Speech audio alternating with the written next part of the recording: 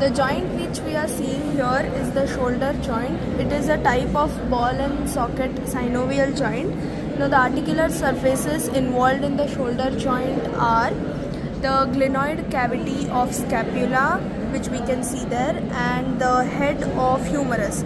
As we can see, the glenoid cavity of scapula is 4 times smaller than the head of humerus, which is very significant for the mobility.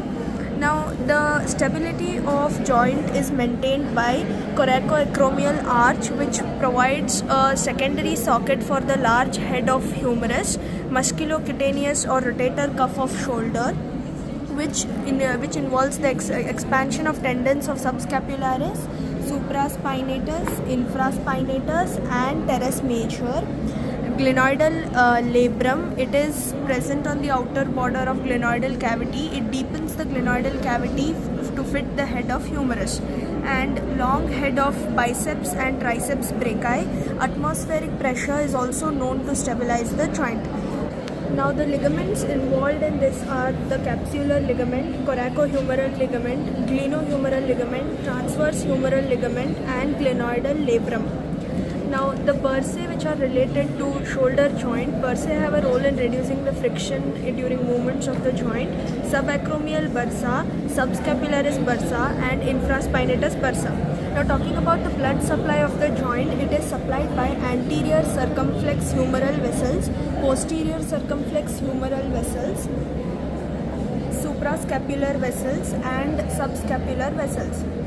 Nerve supply to shoulder joint is by the axillary nerve, musculocutaneous nerve and suprascapular nerve. Now when there is inferior dislocation of shoulder joint, axillary nerve sometimes gets damaged.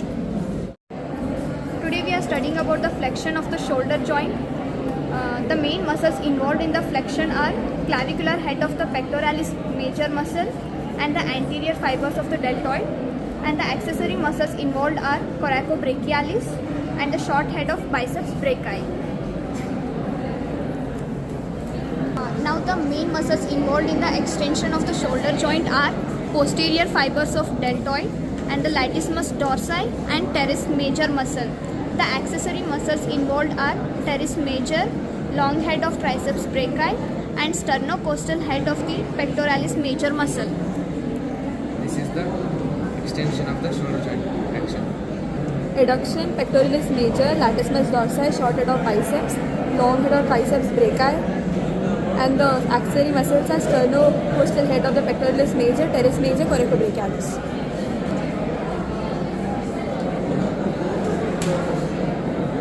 This is the adduction. This is the adduction.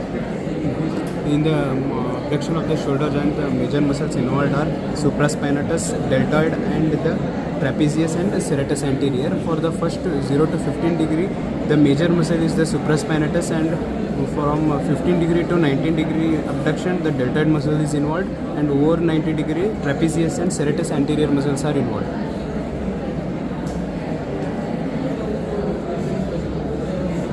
This is a 15 degree abduction. This is a 90 degree abduction, and this is a over 90 degree abduction. That is 180 degree or over it. Muscles involved in the medial rotation are pectoralis major, anterior fibers of deltoid, latissimus dorsi, teres major, and accessory muscle is subscapularis. The main muscles involved for lateral rotation are posterior fibers of deltoid, infraspinatus, teres minor. This is the lateral rotation. Hi guys, now we are going to study about the relations of the shoulder joint. Okay, now first we go to the relation on the superior aspect, which has the one is coracoacromial arch. This is coracoacromial arch. This is coracoid process. This is acromial process, and subacromial bursa. Here we cannot see because the capsular ligament is lined by this subacromial arch. Okay. Then supraspinatus and a deltoid muscle. Deltoid muscle has a removed down. This is the supraspinatus muscle. These are the superiorly muscles of the relations of the shoulder joint. Then when we look out for the inferior aspect, One is the axillary nerve, another one is the posterior circumflex of the humeral artery, and another one is this triceps brachii, long head of the triceps brachii. Then when we look out for the anterior aspect,